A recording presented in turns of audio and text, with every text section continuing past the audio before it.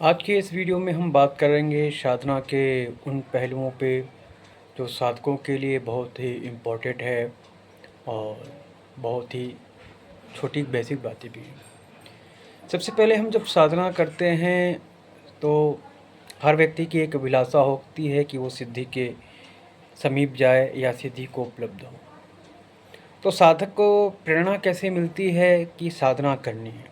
सबसे पहले महत्वपूर्ण बात, लाखों करोड़ों इंसानों में गिने चुने ही व्यक्ति ऐसे होते हैं जो साधना के लिए प्रेरित होते हैं, साधना के लिए उत्कंठित होते हैं या साधना के मार्गों पे चलते हैं। सब व्यक्ति नहीं चलते हैं। जन्म तो सबने लिया है, मृत्यु सबकी होनी है, परंतु जन्म मृत्यु के इस यात्रा के दौरान बहुत कम लोग होते हैं जो साधना के पथ पे पहुँच के अपने परम लक्ष्य को पाते हैं। परम लक्ष्य क्या है?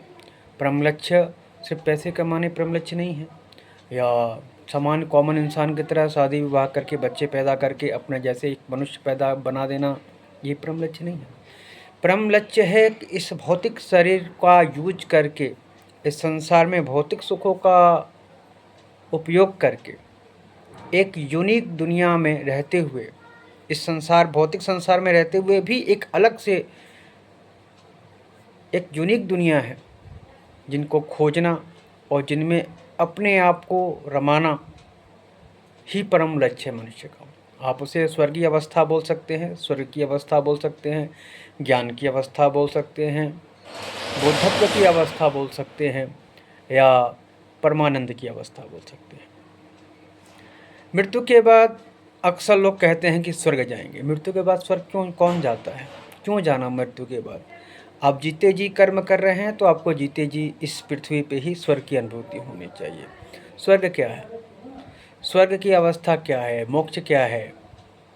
स्वर्ग क्या है? स्वर्ग में किस्से कहानियों में जो लिखे हैं कि अप्सराएं नाचेंगे, ये होगा वो होगा, ऐसा कोई स्वर्ग नहीं है। आपको इस संसार में ही स्वर्ग मिलेगा और आपको इस संसार में ही नरक की अनुभूतियाँ होंगी। यदि आप सतत अपने इष्ट के प्रति लगनशील हैं और उसके प्रति अपने भाव दशा को समर्पित किए हैं और आपका इष्ट अंतल तल के भी अंतर तल में विराजमान है, तो आपको मानिए कि जीते जी इस पृथ्वी पे ही स्वर्ग का एहसास होगा। और इसके विपरीत यदि आप किसी प्रकार के साधना में आसक्ति के साथ साधना कर रहे हैं तो आपकी आसक्तियाँ पूरी हो जाएंगी, सभी इच्छाएं भी पूर्ण हो जाएंगी और अंततः जब स्वर्गीय अवस्था की बारी आएगी तो आपको इसी पृथ्वी पे ही नरक की यातना भोगनी होगी। तो जो मनुष्य स्वर्ग नरक की यातना इस पृथ्वी की अतिरिक्त करते हैं, सोचते हैं यहाँ पे हम कर्मा कर लें, इसके बाद के विपरीत कर्मा में हमारा स्वर्ग होगा, इसके बाद के विपरीत कर्मा में हमारा नरक का सामना होगा, परंतु ऐसा नहीं है। आपको इस पृथ्वी पे रहते हुए ही स्वर्ग की भी अनुभूति होगी और आपके इस पृथ्वी पे रहते हुए ही आपको नरक की भी अनुभूति होगी। अब डिपेंड यहाँ पे आप पे करता है कि आप साधना को, अपने इष्ट को, अपने कर्मा को किस वेब में फिट किए हुए हो अपने इस जीवन में।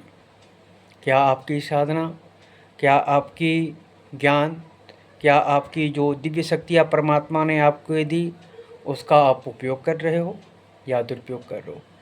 इस छोटे से ही बिंदु पे निर्भर करता है कि आपका जीवन का उत्तरार्ध स्वर्ग की अवस्थाओं के साथ गुजरेगा या जीवन का उत्तरार्ध नरक के जैसे इसी शरीर में दुर्गम स्थिति में व्यतीत होगा। तो अभी आप अपने कर्मा पे, अपने साधना पे, अपने जीवन में चल रहे तमाम गतिविधियों पे गौर करना शुरू करें। तो अभी भी वक्त बहुत ज़्यादा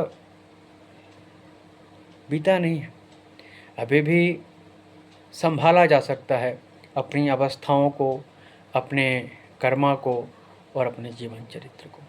तो साधना का एक छोटा सा ही उद्देश्य है कि सतत हर उस चीज़ को अभ्यास करते रहना जो असंभव है, हर उस चीज़ को साधते रहना जो असंभव है।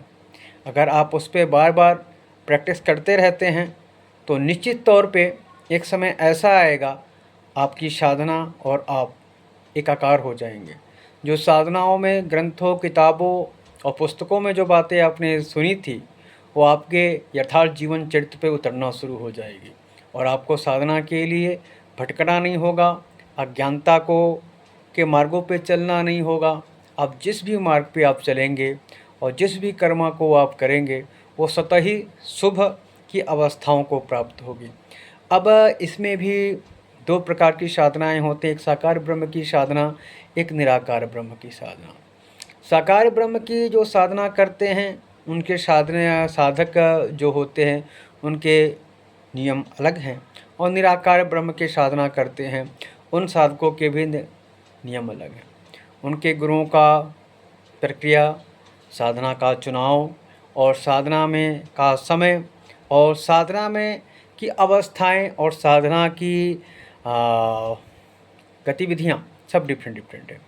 तो सबसे पहले तो योग्य गुरु को खोज के अपने शरीर के तत्व को जानना हो चाहिए कि आपकी शरीर का जो तत्व है किस प्रकार के साधना के लिए बना हुआ है और आप किस प्रकार की साधना करके अपने आप को फलीभूत कर सकते हैं।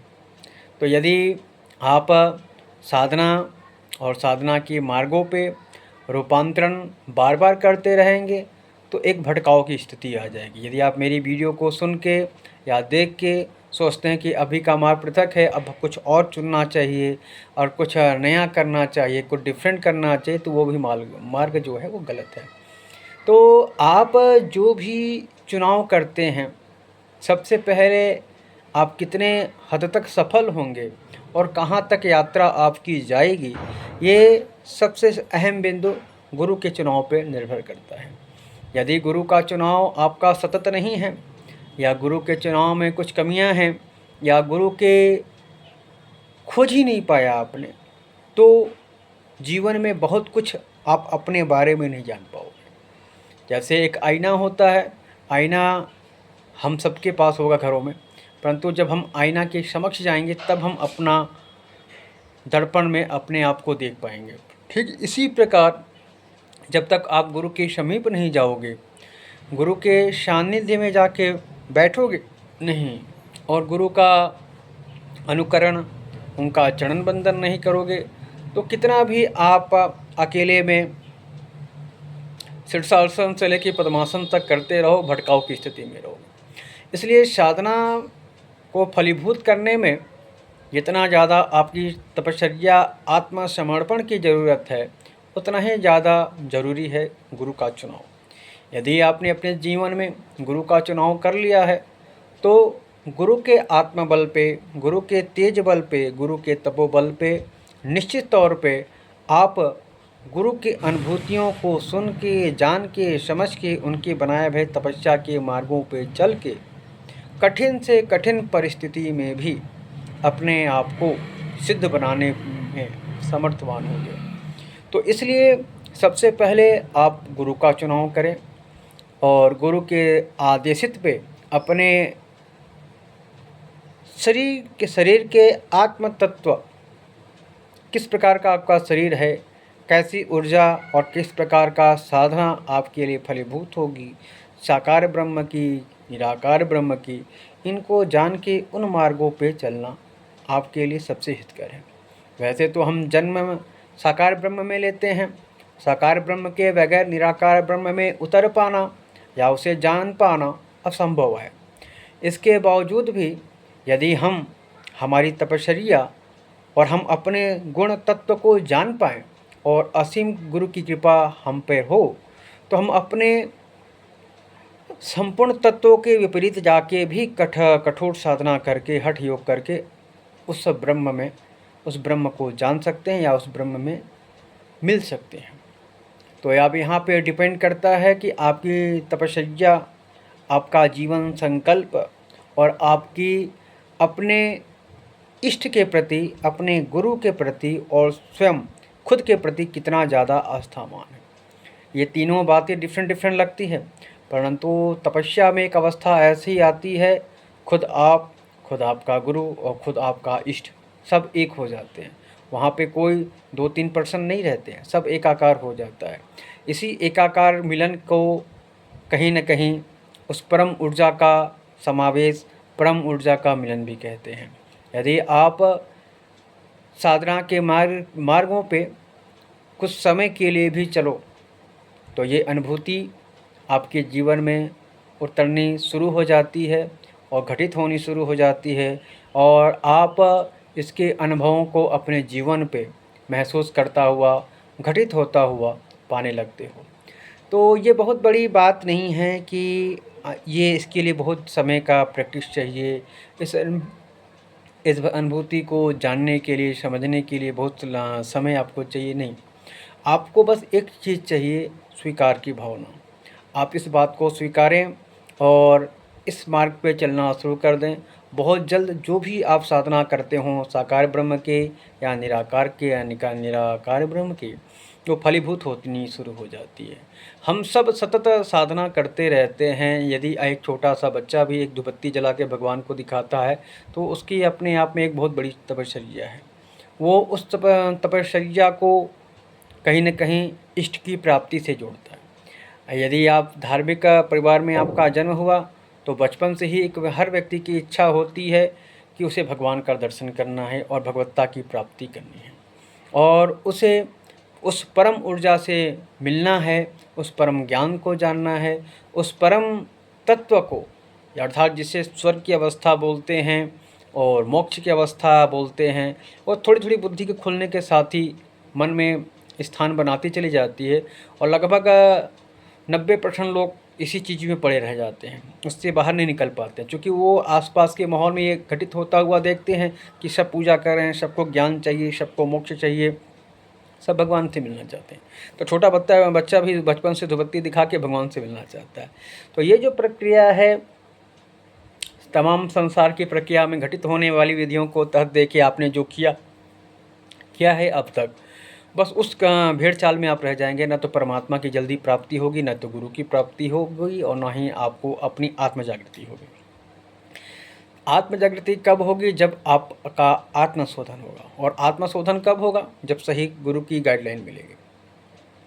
अगर सही गुरु की गाइडलाइन नहीं है तो आप जीवन भर कितनी भी कठोर तपस्या करते रहो, आप घूमते रह जाओगे बिना गुरु के। जैसे अभी आप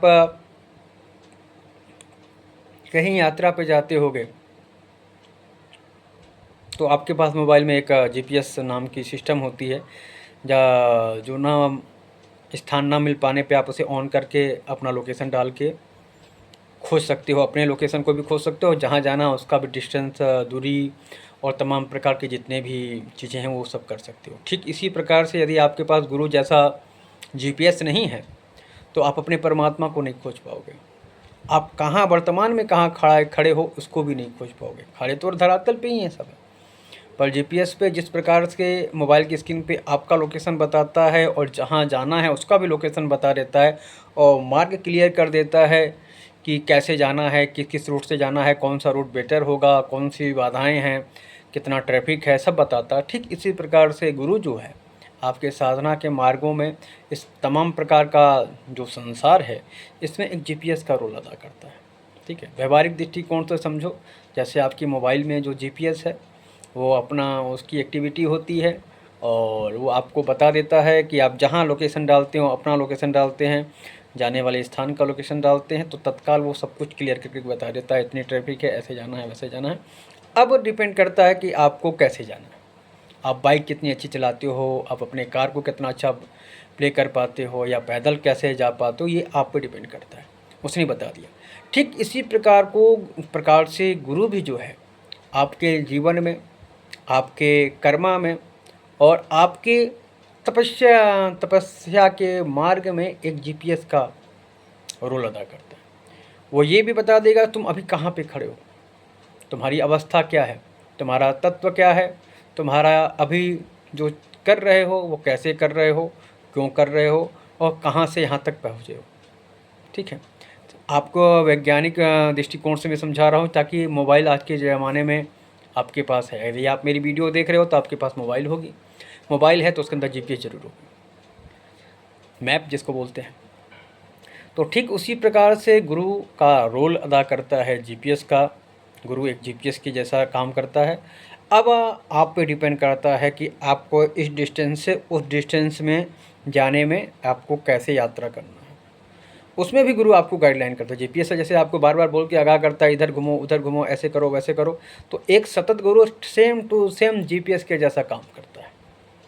और वो जीपीएस इतना स्ट्रांग होता है, वो जीपीएस इतना पावरफुल होता है कि आप पे आने वाली घटनाओं को भी रूपांतरित कर सकता है अपने तेज बल से, अपने कर्म बल से, अपने तपोबल पे।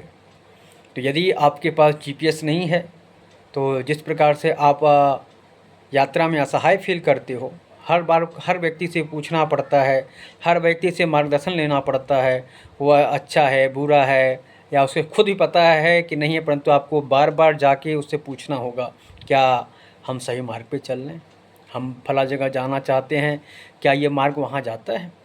पहले के लोग यात्रा ऐसे ही करते थे, परंतु अब नेविगेशन के लिए जीपीएस आ गया है, स्ट्रॉन्ग, सबसे स्ट्रॉन्ग। और सबसे अच्छी बात है, वैज्ञानिकों ने इसको इतना सरल और सहज बना दिया कि हम सबके मोबाइल में आ गया। नहीं तो इसके यंत्र लाखों के आते थे जीपीएस नेविगेशन का, अब ये हर व्यक्ति के आम 10-5 हज़ार की मोबाइल है उसके अंदर भी होती है। तो आप इस लौकिक व्यवहारिक जगत के बातों को अपने जीवन में उतार सकते हो। यदि आपको जीवन में गुरु जैसा जीपीएस चाहिए तो उसके लिए थोड़े से तपस्या को खर्च करके योग्य व्यक्ति को अपना गुरु बनाना होगा।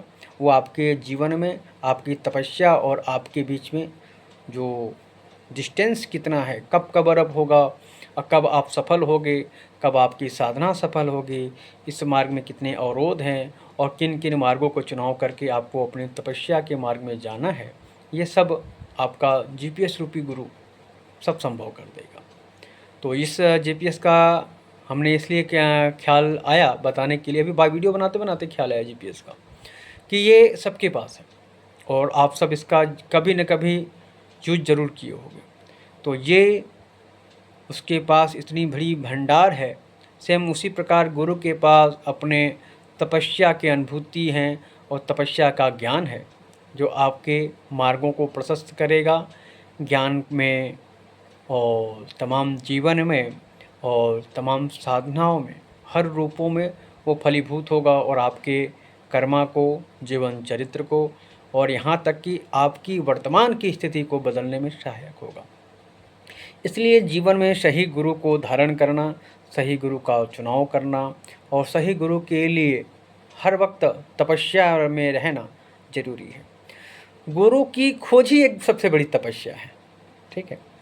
गुरु की खोज सबसे बड़ी तपस्या है। उसके बाद तो जो भी आपके पास जीवन में आधा अधूरा है उसको वो पूर्ण रूप से फलीभूत करने में गुरु सक्षम है। तो यदि आपने गुरु खोज की तपस्या पूर्ण करी, गुरु पाने की तपस्या पूर्ण करी, फिर उसके बाद आपको और तपस्या की ज़रूरत नहीं होगी। तो गुरु कृपा ही केवलम, गुरु ने कृपा की और आपके पास सब चीज़ स्वतः ही होता चला जाएगा, सब घटनाएं स्वतः ही घटित होती चली जाएंगी। सारा जीवन में खेल तो समझ का है। यदि आपने उन चीज़ों को समझ ली, उन प्रक्रियाओं को दोहरा ली जो जीवन में बार बार होती है, चाहे वह सफलता की हो चाहे सफलता की हो, तो अब आप पे डिपेंड करता है कि उसे कितने देर तक अपने ऊपर टिकने देगी। यदि आप सफलताओं के गेम को समझ लिया है तो निश्चित रूप से आप उसे रूपांतरित करेंगे लाभ के लिए। अगर आपने असफलताओं को भी गेम को समझ लिया है तो निश्चित रूप से आप उसे रूपांतरित कर पाएंगे अपने आप को पॉजिटिव और सफल बनाने के लिए।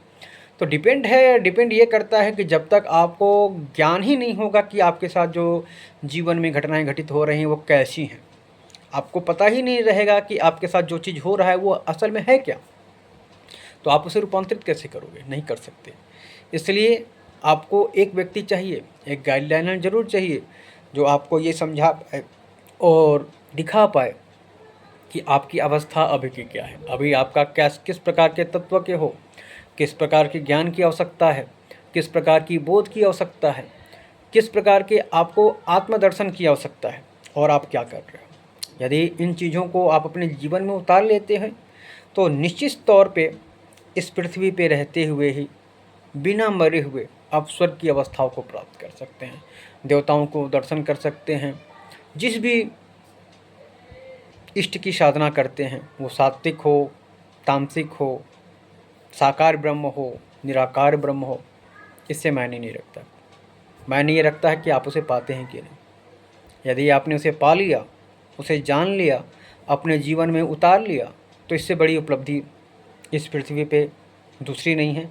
और यही इसीलिए परमात्मा ने आपको बनाया, ठीक है। तो परमात्मा ने इसे बनाया और इसके बाद इसे गुप्त रूप से अपने साथ लेके जाने के लिए या विलुप्ता करने के लिए नहीं बनाया। इसे इस पृथ्वी पे उस परमात्मा के परम ऊर्जा को रसस्वादन आप जैसे हम जैसे मनुष्य और कर पाएँ, इसे दूसरों तक सेंड करना है, बांटना है, दूसरों को प्रेरित करना है कि इस मार्ग पे चलो, क्योंकि ये परमात्मा का मार्ग है, ये सतत ये परमात्मा के मार्ग है। ये इसमें ग्रंथ किताबें नहीं हैं, ये प्रेरणा है, ऊर्जा है, ज्ञान है, आत्मबल है, तपश्चर्या है। तो सब मिला जुला के है कि बात है कि अब आपको एक जीपीएस की तलाश है। यदि आप हमारी वीडियो को, इस 20-25 मिनट की वीडियो को यदि आपने पूरा देख लिया है, तो आप अपने जीवन में गुरु का महत्व क्या है और गुरु का रोल कैसे अदा होता है, गुरु क्या क्या कर सकता है आपके जीवन को रूपांतरण करने में, ये आप समझ चुके होंगे। यदि इसके बावजूद भी यदि आपको लगता है कि कुछ और उत्कंठा, कुछ और प्रश्न आपके पास में है, तो आप हमारे इस वीडियो के लिंक पे कमेंट करते रहिएगा। मैं उसके ऊपर भी जल्दी वीडियो बनाऊंगा और आपके प्रश्नों को सॉल्व करूंगा। आप हमारे व्हाट्सएप नंबर पे भी संपर्क कर सकते हैं। नंबर है 9454802651। धन्यवाद।